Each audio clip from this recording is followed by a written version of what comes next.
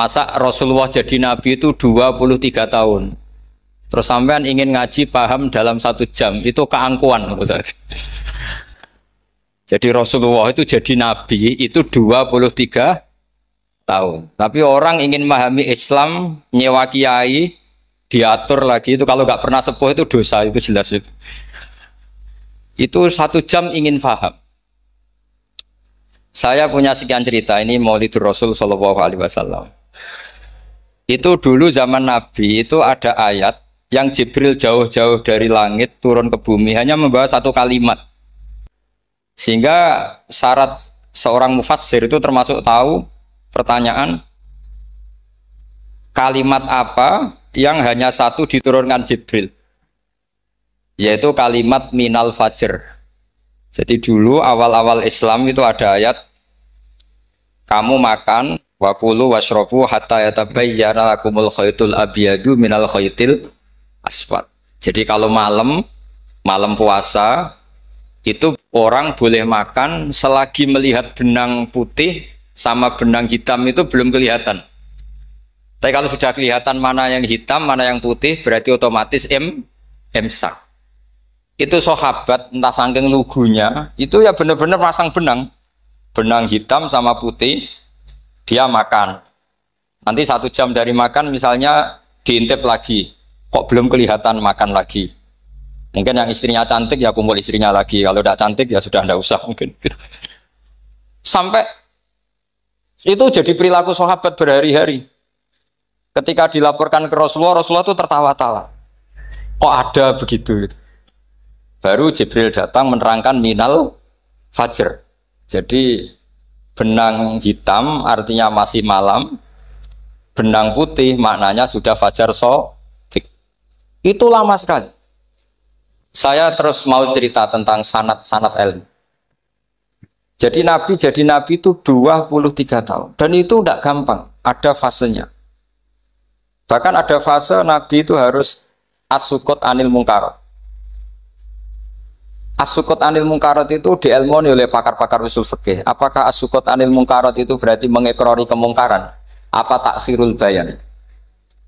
Saya ulang lagi pakai bahasa Indonesia. Ketika ada kemungkaran, Nabi diam.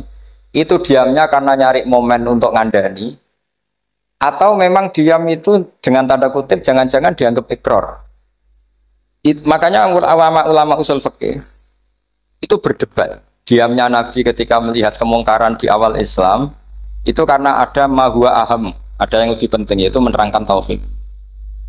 Atau takut itu menjadi satu momok bagi mereka karena Nabi dianggap coro Jawa itu dianggap kecangkeman, sidik-sidik ngeloroi.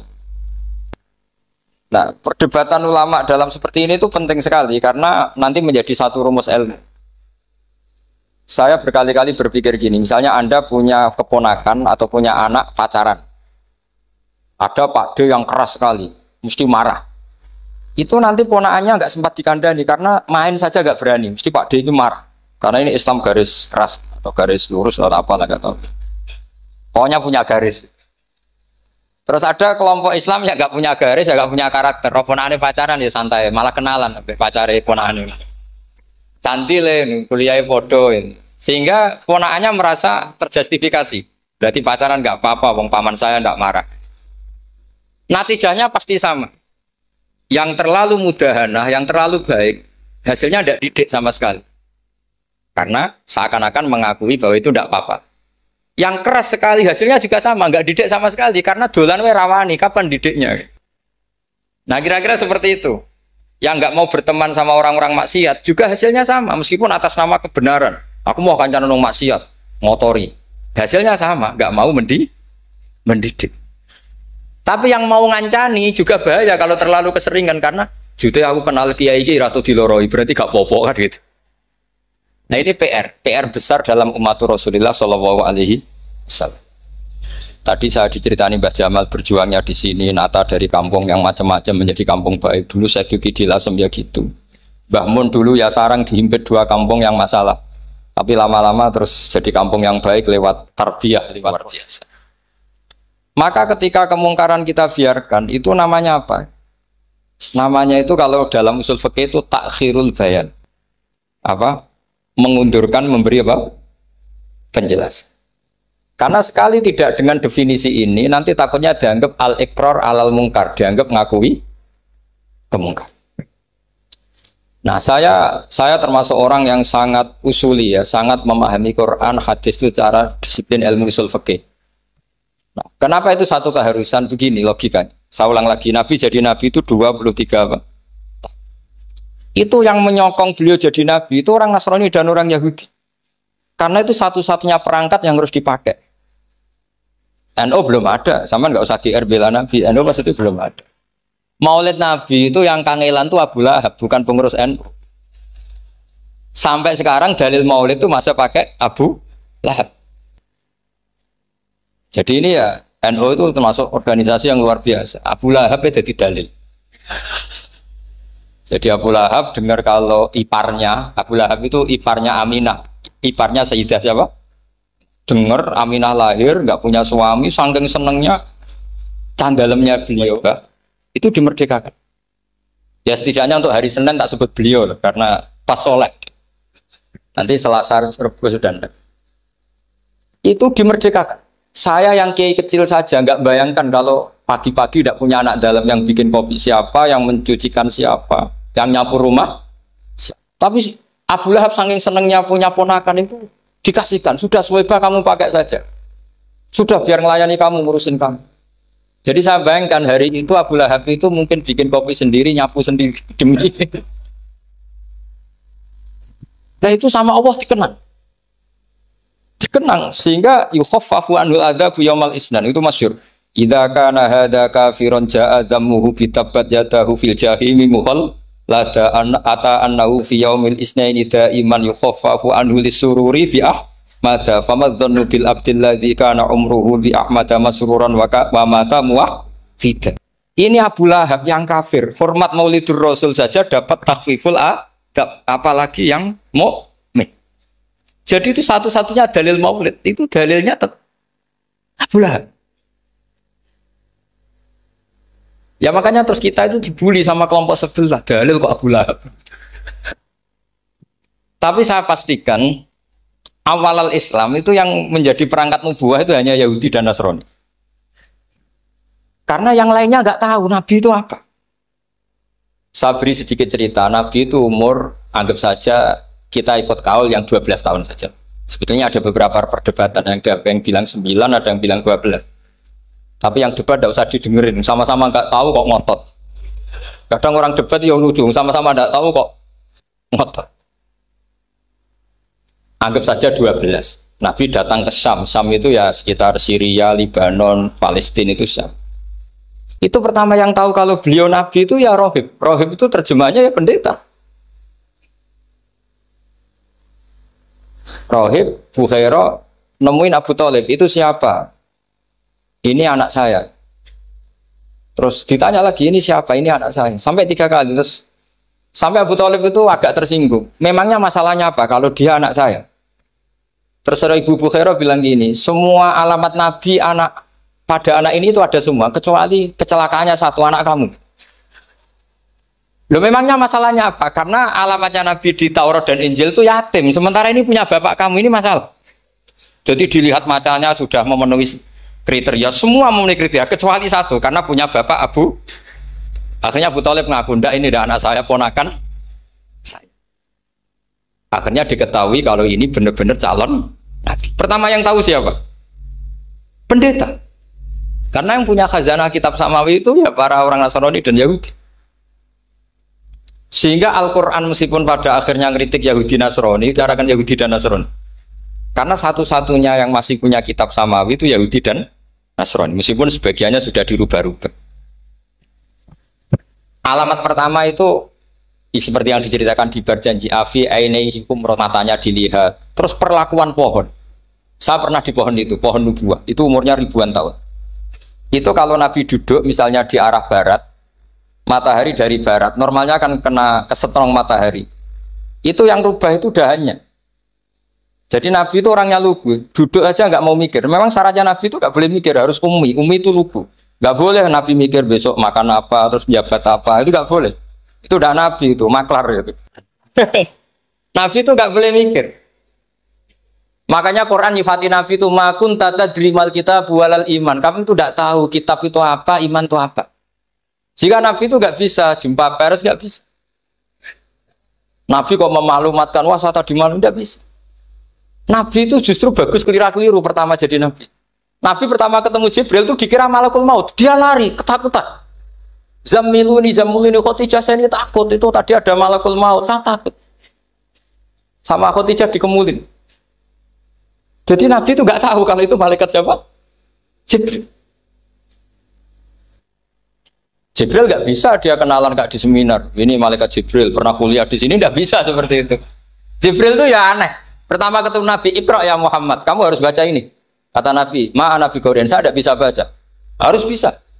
Dipaksa sampai 3 kali, Nabi tetap jawab, saya tidak bisa baca. Terus kata Nabi kenangnya, Tony, saya didekap, kamu harus bisa baca. Setelah baca dilepas, Nabi lari, pulang. Pulang terus bilang ke istrinya, Zamiluni.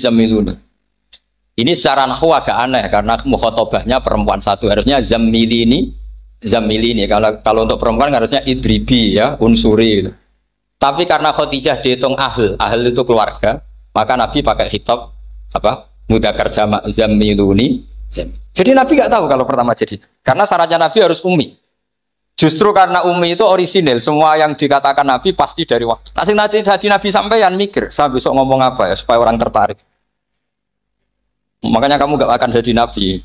Selain sudah ditutup juga bahaya ini karena tadi.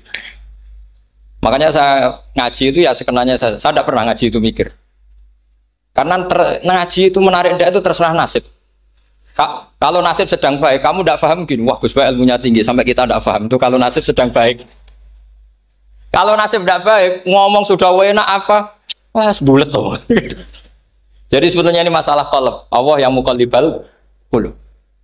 Kayak kamu kelihatan serius itu kalau nasib sedang baik dianggap pemikir. Kalau nasib sedang nggak baik, wong kok merengut terus, mesti begitu. Kalau kamu nasib baik, sering guyon, mesti orang komentarnya alhamdulillah itu ceria, gampang syukur. Kalau nasib nggak baik, kiai kok guya-guyu, jelas kan gitu. Sehingga Nabi itu memang nggak boleh mikir. Sehingga diistilahkan makun tadri mal kitab walal iman. Kamu itu tidak tahu Muhammad kitab itu apa iman. Justru itu bagus. Nggak tahu itu bagus kalau untuk Nabi. Kalau untuk apa? Sehingga orisinil datang ke Khadijah, Zamiluni. Jawabannya Khadijah lucu. Kamu betul ketemu orang seperti ini ke makhluk seperti ini nih. Iya kata Nabi. Itu Khadijah itu kacaunya bukan main. Khadijah itu kacau. Khadijah itu kubro, masuk manaqib yang dicintai Mbah. Ini mbah-mbahnya Habib, ini Muhammad bin Anis. Khadijah bilang gini, ya gini saja Mas. Suatu saat kalau teman kamu itu datang bilang ke saya. Ya kata Nabi, nggak ngerti kalau ini dites. Suatu saat Jibril itu datang lagi. Nabi juga, ini loh temanku. Kalau bilang Jibril ini temanku datang lagi. Khadijah fahasarat an fakhidiyah. Masyhur itu di riwayat. Apa pahanya agak dibuka. Mas, temanmu masih, lari katanya. Terus setelah lari ditutup lagi. Temanmu datang lagi. Iya datang lagi. Absyir ya Muhammad, kamu harus senang. Itu benar-benar kamu itu Nabi. Jadi Khadijah punya sekian definisi. Kalau Nabi betul itu melihat apa malaikat betul itu melihat aurat itu pasti lari. Jadi dibuka. Ternyata Jibril lari. Khadijah ini tidak tahu, yang tahu Nabi. Nabi ya nggak tahu kalau dites. Kalau Nabi tahu, kok nggak enak dites ya. Jadi ini mungkin. Jadi Nabi itu nggak tahu kalau dites. Mas, kalau temanmu datang bilang saya. Setelah pas Nabi sama Khadijah, Jibril datang. Masyhur itu fahasarat an fakhidiyah. Dibuka, temanmu masih Mas, lari gitu. Ditutup lagi. Sekarang gimana Mas? Datang lagi. Kamu harus seneng, kamu Nabi betul. Karena kalau itu setan, wah mesti seneng nonton aurat kan. Itu Nabi tidak tahu kalau dites. Kalau sampean kan tahu kalau mau dites istri. Sampai mulai kata tong wedok liya toko mesti bojo mbak servis untuk menutupi semua keburukan itu. Itu Nabi. Uniknya terus Khadijah. Nabi jadi Nabi sama Khadijah itu tahu dulu Khadijah. Nabi nggak tahu kalau mau jadi Nabi, tapi Khadijah tahu. Sehingga ketika umur 25 tahun Nabi sebagai pedagang, Khadijah itu ngirim mata-mata namanya Maisarah. Maisarah itu nama lelaki. Saya tambahin lagi Maisarah nama lelaki. Nanti kalau kamu artikan nama perempuan, oh berarti Nabi kemana-mana punya perempuan. Enggak, Maisarah itu nama lelaki. Maisarah dikirim Khadijah. Terus gimana Muhammad di perjalanan? Tudhilluhul ghamamah tuti'uhus sahaik. Kemana-mana dipayungi oleh mega, oleh awan. Sekian informasi ke Rasul ke Khadijah itu dimasukkan semua ke Khadijah. Tapi betapa kecewanya Khadijah ketika Nabi nikah umur 25 tahun, Khadijah umur 40 tahun, itu kok gak jadi Nabi. Itu mulai kecewa, sido jadi Nabi tahu orang. Makanya ketika tahun ke-40, berarti Nabi umur 40, cerita ketemu tadi Jibril, sebenarnya Nabi gak tahu itu Jibril, gak bilang Jibril. Itu Khadijah senangnya bukan main. Karena apa yang dibayangkan dia terjadi. Fa wa la yuzika wa abadan innaka la tasilur rahim wa tahmilul kalla wa taksibul makdub wa taqridu fa wa tu'inu ala nawaibil haq. Lah bahasa Pak Said Akil syarat jadi rais Suriah harus hafal katanya gitu. Sonono syaratnya jadi ulama. Saya ini jadi ulama sebelum di NU. Banyak kata Mbak Mun dulu guyon kiai ono loro, ono kiai sing ning NU, berarti kiai sik lagi ning NU. Ono sing kiai NU nak gak pengurus NU ada di kiai gitu kan. Itu guyonannya Mbak Mun. Akhirnya Khadijah itu sempurnanya bukan main karena pernah ragu 15 tahun. Kan dari umur 25 Nabi, kemudian nggak tahu bukti berikutnya, makanya terus ini jadi Nabi enggak. Setelah umur 40 benar-benar Nabi, paginya diajak ke Waraqah bin Naufal, masih pernah paman sama Khadijah. Ya Ami, ini Ibnu Akhika mau cerita. Terus Waraqah ini Nasrani. Di kitab Bukhari Ro'an tanah sorofil jahiliyah wayak tubuh Injil bil Ibraniyah masya Allah ayat. Jadi Waraqah itu penginjil, pendeta. Tapi nanti loh kamu jangan salah paham. Terus kayak pendeta sekarang ada periode di mana Injil masih asli dan ada periode ini yang sudah muharraf. Itu kan ya itu lafaznya ulama sudah. Akhirnya Waraqah tanya, kamu ngomong saja ya Ibnu Akhi, manggilnya seperti itu. Akhirnya Nabi cerita ketemu Jibril, sebenarnya beliau nggak tahu itu Jibril cerita. Terus kata Waraqah, hadan namus alladzi ja'a bi Musa. Masih pakai bahasa namus, hadan namus alladzi ja'a bi Musa. Itu namus semacam malaikat yang mendatangi Musa. Terus uniknya Waraqah bilang gini, wa iyudrikni yaumukan ansuruka nasron mu'azzar. Andaikan saya menemukan hari ketika kamu jadi nabi, akan saya bilang mati-matian.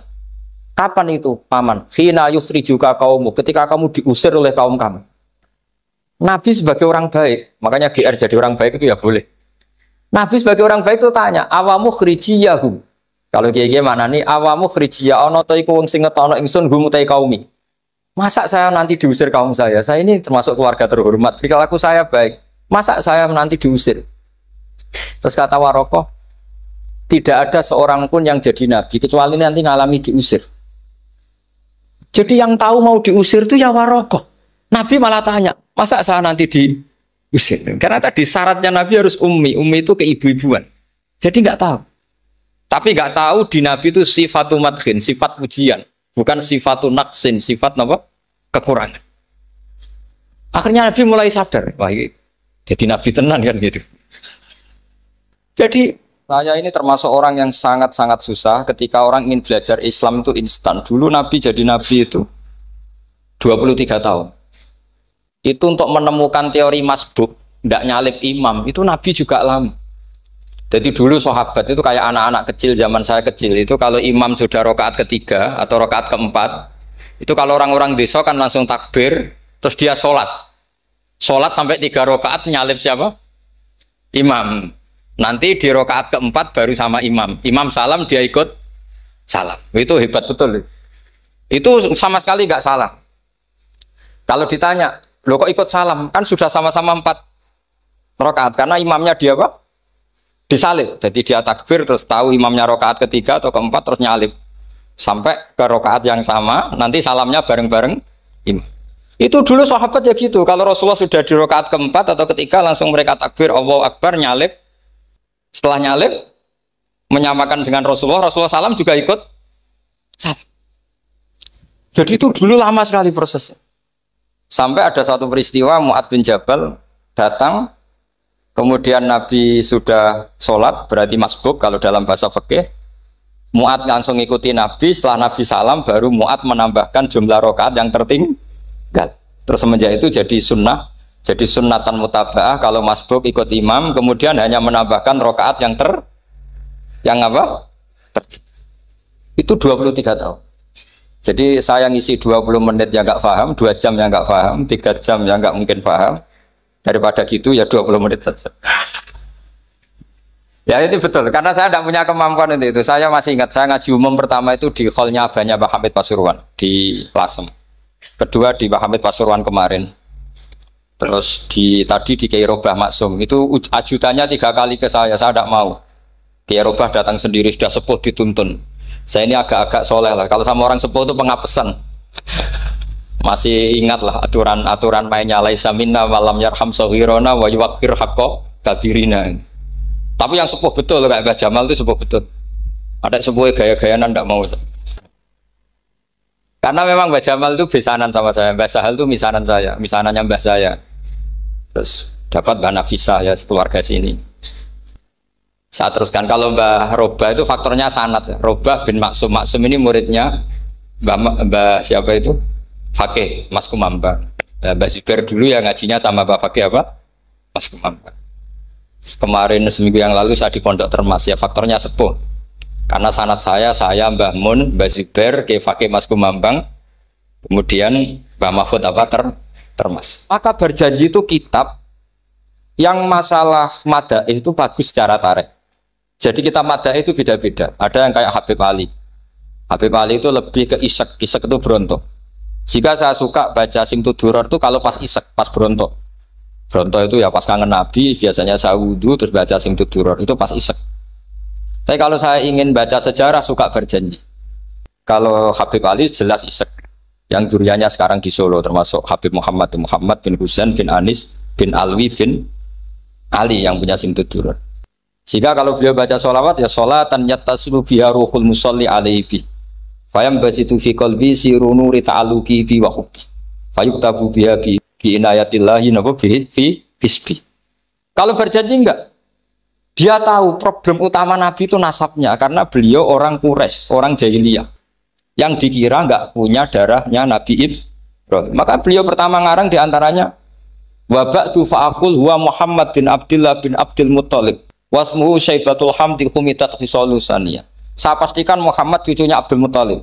Dia yang punya pintu yang mau masuk ke Ka'bah, namanya Babu Bani Syaibah. Itu nama lain dari Abdul Muttalib.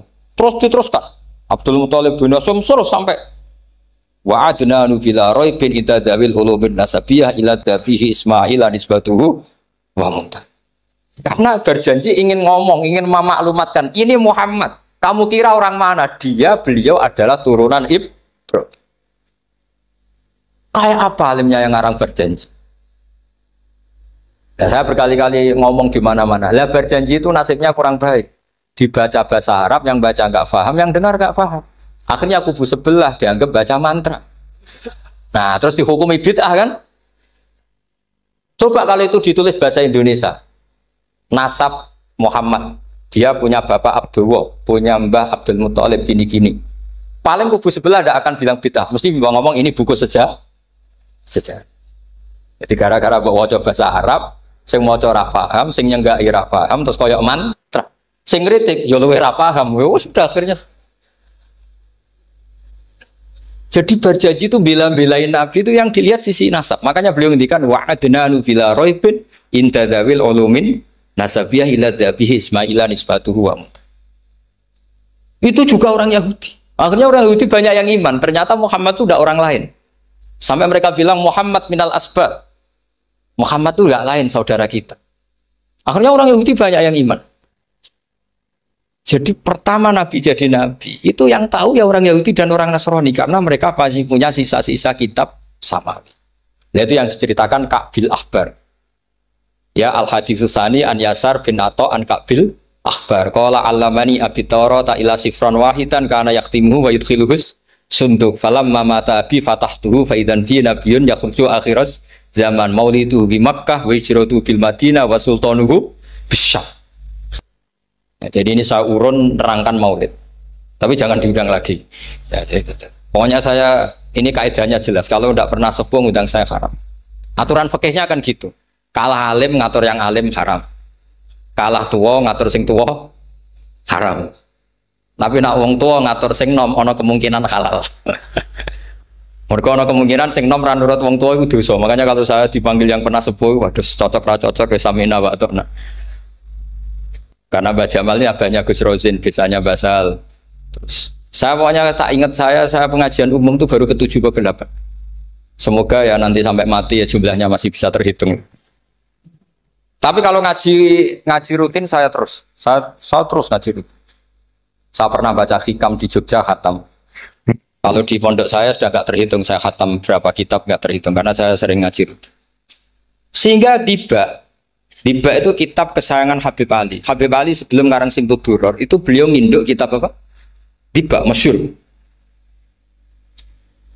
Jadi saya ulang lagi ya, kalau Diba sama Berjanji lebih ke tarikh, kalau Habib Ali ke Isyak, semuanya baik. Saya baca Habib Ahmad Al-Habsyi Pasuruan pernah tak tanya, kenapa kalau Maulid baca 3-3-nya? Ben ke asobiah, Gus, ben keduman kabeh. Saya itu setengah hafal semua, 3-3-nya setengah hafal. Berjanji cerita, Al-Hadis Susah, Diba yang ini Diba, Al-Hadis Susani an Yasar bin Ato an Kabil Akbar. Kata Kabil Akbar, saya ngaji sama bapak itu, Taurat itu khatam. Tapi saya itu iskal itu janggal. Kenapa ada satu lempiran yang nggak diajarkan? Disimpan visunduk. Jadi orang Yahudi itu ada baiknya. Mestinya kalau mangkal kan dibakar supaya hilang jejak. Enggak.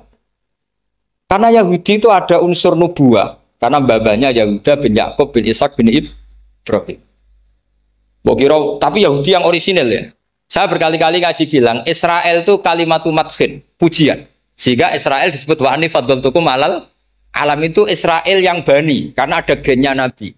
Kalau Israel yang sekarang itu nation, sebuah negara. Mereka ada yang Zionis, ada yang turunan Eropa, Amerika, terus Islamfobia. Itu beda Israel yang negara dengan Israel yang bani.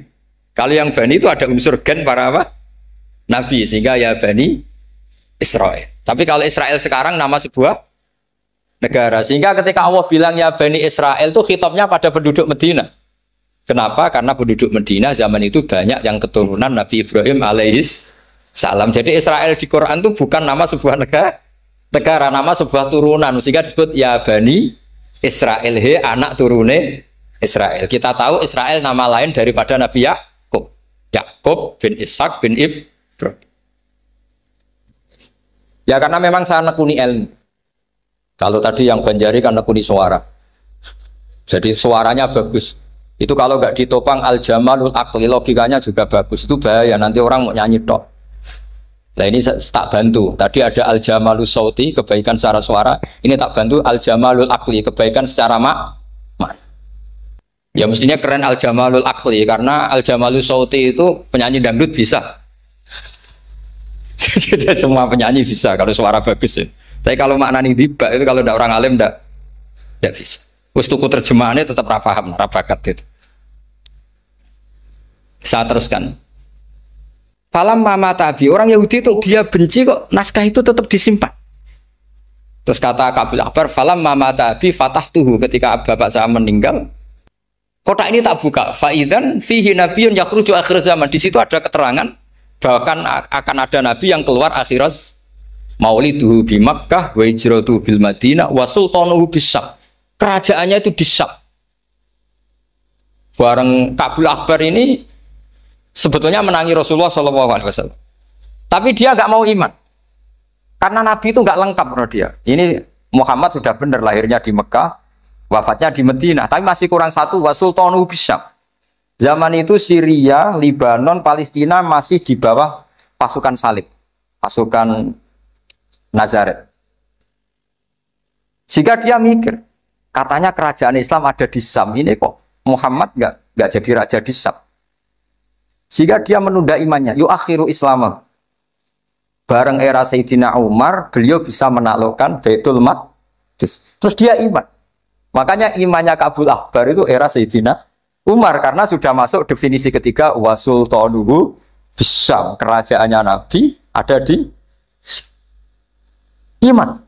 Sekali iman langsung pinter deh. Wong sedurunge baca kitab Samuel banyak. Sehingga Sayyidina Umar kalau mau tanya kitab Samawi ya tanya Ka'bul Ahbar. Karena beliau itu Nabi sudah benar maulidu bi Makkah, wa hijratu bil Madinah, wa sultanuhu bisyam.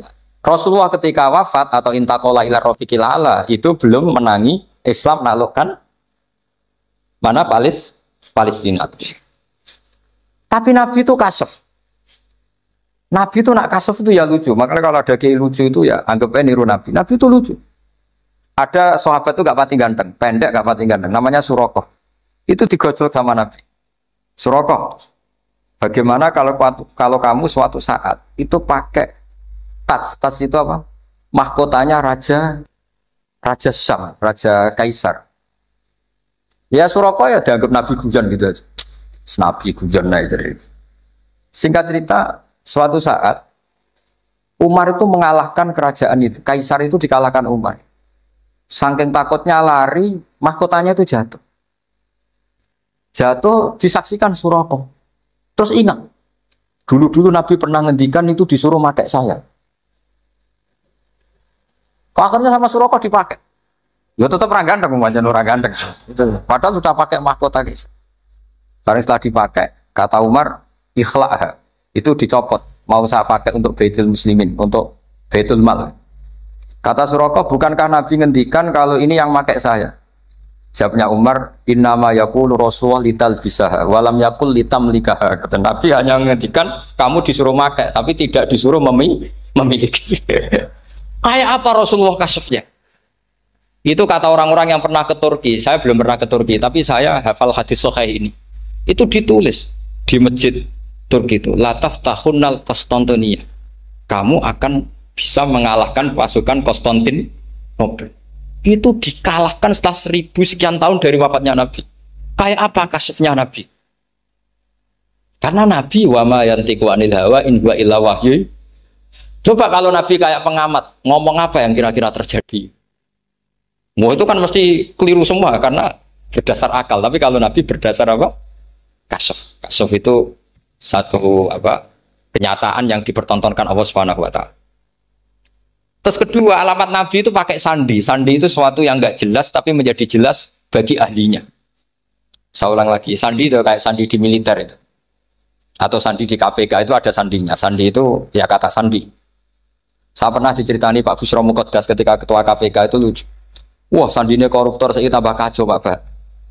Itu kalau bilang uang itu kalau yang kemarin rame kan apel Amerika sama apel Malang. Kalau apel Amerika berarti US apa? Dolar, kalau apel Malang berarti apa? Setelah KPK tahu sandinya diganti Ustadz. Jadi koruptor kalau mau korupsi ini pun temannya. Loh ini Ustadznya sudah siap loh, kamu gak ikut pengajian. Itu sempat penyadap KPK itu gak mau ngecek.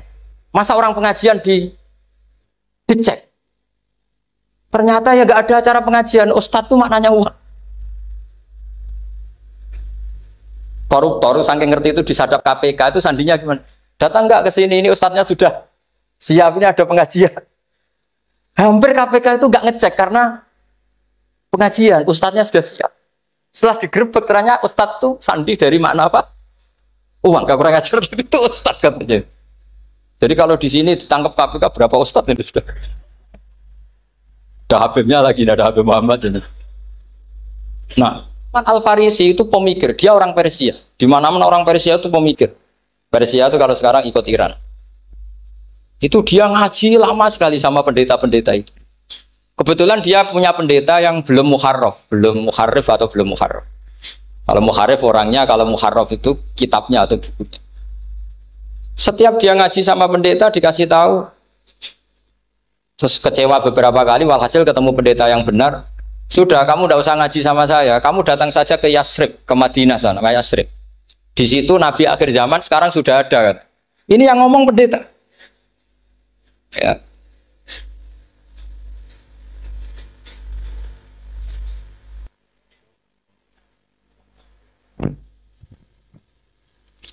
Ya terus sandinya itu 3. Itu aneh semua sandi. Sandinya pertama layak balus sodaqoh. Lalu saya tahu kalau itu Nabi gimana. Pas itu posisi di Babylon. Babylon itu sekarang ikut Irak. Babylon itu ikut Irak. Dia orang Persia, kira-kira sekarang Iran. Terus dia kerja di Babylon, kalau sekarang ikut Irak. Makanya ada yang cerita Nabi Ibrahim itu orang Babylon, berarti orang mana? Irak. Kemudian pindah ke Syam, kemudian sempat hidup di mana? Makkah. Akhirnya datang. Beliau di Babylon diceritain. Terus beliau miskin. Terus ada kafilah dari Yasrib, dia bilang, saya siap jadi budak Anda, asal saya dibawa ke Yasrib. Akhirnya Salman jadi budak. Jadi budak, dia di Yasrib jadi budak. Demi penelitian tuh dia jadi budak. Padahal dia orang pinter sekali, namanya Salman Al-Farisi. Setelah jadi budak, dia di Yasrib. Suatu saat dia kerja dapat ujroh. Ujroh itu upah. Datang ke Rasulullah. Ya Muhammad, manggilnya masih jangkar. Ya Muhammad, saya punya banyak uang. Kamu kan punya sahabat banyak, punya santri banyak. Ini tak sedekahkan ke kamu. Apa kata Nabi? Sahabat dipanggil semua. Halumu ilayya, ayo kesini, ini makan, ini ada sedekah. Terus kata Salman kenangannya, walam ya'khud min hasya'an. Bahkan sebagian riwayat mengatakan falam yamussa. Nabi nyentuh saja gak mau. Karena diistilahkan sedekah. Terus kata Salman, hadhihi waqidah, ini satu alamat. Itu sandi. Gak ada yang tahu kecuali ahli kitab. Setelah seminggu, 2 minggu dapat uang lagi. Ya Muhammad, hadhihi hadiyatun laka, ini hadiah untuk kamu. Nabi langsung ikut dahar. Hadhihi sintan, ini 2. Kalau logika kita pakai pengamat, bedanya apa? Sedekah ya dapat, hadiah ya dapat. Kan nggak ada bedanya sama sekali. Ternyata itu sandi. Sandi wala apa wayak balus hadiah tapi walayak balus sedekah. Nabi itu nerima hadiah tapi nggak nerima sedekah. Bagi orang kebanyakan kan bedanya apa? Sama-sama dapat. Kiai pakai duit 1 juta, mbok arani sedekah ya ditompo. Pakai 50.000 diarani hadiah ya ditompo. Sementing kan duit. Tapi kalau Nabi tidak bisa seperti itu. Kalau dikatakan sedekah nggak mau nerima, kalau hadiah akhirnya wah ini sudah ada 2 alamat. Jadi alamat tuh ya kadang aneh, masa sedekah sama hadiah dibedakan. Terus ketiga, wa fi katifihil aisar khatamun nubuwah. Mislu baidatin nu'amah. Di apa katifil aisar, apa kalau orang sini bilang apa? Pundak yang kiri itu ada khatamun nubuwah, ada alamat bahwa beliau adalah nabi akhir zaman. Yaitu mislu baidatin nu'amah, kayak semacam telur manuk darah. Wah itu pusing. Waduh, caranya ngelihat gimana? Dia berkali-kali datang ke situ. Nabi itu orangnya priayi, jadi sering pakai baju. Kalau Nabi ini jenengan sering blodor gampang. Ini kan Nabi kan sering priayi. Tapi Nabi itu memang unik. Ketika Salman ke situ, pas beliau mau wudu, biasanya nggak pernah pakai buka baju. Nabi dibuka bajunya. Akhirnya Salman fa'aqab ba'alaihi, bersungkur di depan Nabi, kemudian mengatakan aman tu bika ya Rasulullah. Lagi-lagi 3 itu juga didapatkan dari ahli kitab. Makanya di awal-awal Islam itu ahli kitab itu luar biasa. Meskipun akhirnya di akhir-akhir masalah karena banyak oknum yang mentahrif itu. Jadi saya mohon ilmu-ilmu seperti nggak boleh hilang. Jangan mentang-mentang orang Yahudi Nasrani sekarang sudah muharraf, kamu terus anti sama sekali. Tetap ada sisa-sisa samawi. Karena mereka masih megang kitab apa? Samawi. Jadi kita fair saja. Yang salah ya salah, yang benar gini apa? Benar. Makanya saking fairnya Nabi, ini harus ditiru oleh semua orang NU, orang Muhammadiyah, orang apa saja. Nabi itu kalau menghormati satu ilmu itu luar biasa. Kata Sayyidina Umar, saya ini punya naskah banyak Taurat karena naskahnya menarik ya Rasulullah. Ada sahabat lagi cerita begini-begini. Jawabannya Nabi apa? La tusaddiquhum wa la tukadzibuhum. Kamu ya jangan bilang iya, ya jangan bilang tidak. Kalau kamu bilang iya, ternyata yang pas muharraf, yang pas sudah ada orisinil. Kamu bilang, wah itu bohong semua, ternyata ada yang masih orisinil. Kayak apa Rasulullah hati-hatinya? La tusaddiquhum wa la tukadzibuhum. Kalau sekarang enggak, orang ekstrim, pokoknya salah. Kalau tidak kita pokoknya salah. Iku ora ono hadise. Sing ono iku emosine, paham gitu. Jadi Nabi itu fair. Kalau sesuatu enggak mesti ya la tusaddiquhum wa la tukadzibuhum. Kamu ya jangan bilang iya, ya jangan bilang tidak. Faqulu amanna billah wa ma unzila ilaihi. Jadi ini kebanggaan kita terhadap Rasulullah Shallallahu Alaihi. Makanya kitab Fathul Bari, sarahnya Bukhari, termasuk komentarnya Said Muhammad di beberapa kitab beliau, di Mafahim, di beberapa kitab. Kamu jangan terlalu fikih. Kalau terlalu fikih kan nggak boleh mempercayai omongan orang kafir, orang ahli kitab. Karena awailun nubuwah itu yang komentar semua ahli kitab. Awailun nubuwah itu yang tahu bahwa Nabi Muhammad calon nabi itu semuanya data dari ahli apa? Ahli kitab. Sudah akhirnya Nabi ketemu Jibril lagi. Yang turunkan ayat ya ayyuhal muddatsir qum fa'anzir wa rabbaka fakabbir wa thiyabaka fatahhir wa rujza fahjur wa la tamnun tastakbir wa li rabbika fasbir. Nabi mulai yakin ketemu Jibril. Setelah sering ketemu Jibril, Nabi ya dengan tanda kutip nggak tahu aturan mainnya lagi. Setiap ada pertanyaan bilang gini, sudah tak jawab besok. Mentang-mentang besok Jibril datang. Ternyata Jibril tidak datang. Sampai 40 hari. Akhirnya dibully sama umatnya. Mat dari so jawab ternyata ada bisa. Piye Jibril ora teko. Akhirnya diwarai meneh. Ngene lho carane dadi nabi wala taqulanna lisein ini fa'ilun dzalika hudan illa. Jadi Nabi sudah kamu besok datang ke saya tak jawab karena Nabi mentang-mentang besok mau konsultasi sama apa? Jibril. Ternyata Jibril tidak datang karena Nabi lupa ada mengatakan kalau Nabi itu tahu semua pasti Nabi mengatakan insya Allah dulu. Tapi Nabi memang sebaiknya nggak tahu. Umi justru itu wa ma yantiqu anil hawa in huwa illa wahyu. Itu beberapa peristiwa. Sehingga syaratnya jadi wali karena wali itu warasatul anbiya. Ya kudu rada goblok sithik-sithik. Enggak boleh wali kok cerdas, analisis enggak boleh. Wali kok delok TV ngrungokno pakar-pakar analisis. Iku ora wali jadi maklar. Enggak boleh. Jadi misalnya yang menang Pak Jokowi atau Pak Prabowo, enggak boleh pakai Pak Jokowi petahana, wos gini, enggak boleh. Wali kalau ditanya yang menang Pak Jokowi Pak Prabowo, biadillah gitu aja. Itu urusan Allah. Itu alamatnya apa? Itu enggak penting, yang penting golek ridhane Allah. Enggak menarik figur-figur seperti itu wali. Sudah saya teruskan supaya clear ya masa Maulid Rasul Shallallahu Alaihi Wasallam. Itu kita tidak punya data kecuali dari ahli kitab. Yahudi lebih ngeri lagi. Yahudi itu punya kriteria syaratnya Nabi harus min dzurriyyati Ibrahim. Ya makanya kitab yang paling disenangi Mbah Mun itu berjanji. Syaratnya Nabi harus min dzurriyyati Ibrahim. Lalu Muhammad itu siapa? Kok tahu-tahu Nabi dia itu orang Arab. Orang Arab itu jahiliyah, wongnya goblok-goblok. Wah, akhirnya terus jadi polemik ilmiah kan. Akhirnya Nabi memaklumatkan diri kalau beliau min dzurriyyati Ibrahim. Dibuktikan Ibrahim pernah singgah di Mekah, yaitu fihi ayatum bayyinatum maqamu Ibrahim. Bahwa Ibrahim pernah hidup di Mekah ada buktinya, yaitu ada bekas kaki di dekat Ka'bah.